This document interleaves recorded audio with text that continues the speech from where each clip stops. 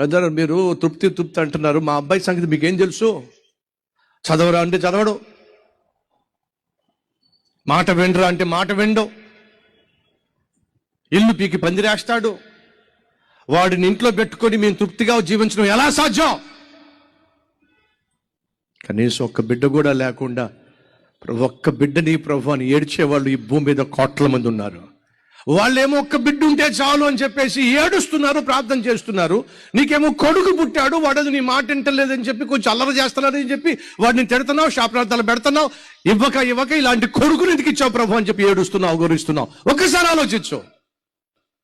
అదే కొడుకును వాళ్ళకి ఇచ్చినట్లయితే వారు బంగారంలో చూసుకుంటారు, కన్నీళ్లతో ప్రార్థన చేసి పెంచుకుంటారు. ఈరోజు నువ్వు ఏమైతే కలిగి ఉన్నావో, కలిగి ఉన్న దాన్ని బట్టి తృప్తి లేకుండా ఏడుస్తున్నావో, అది లేకుండా భూమి మీద కొన్ని కోట్ల మంది అల్లాడిపోతున్నారు.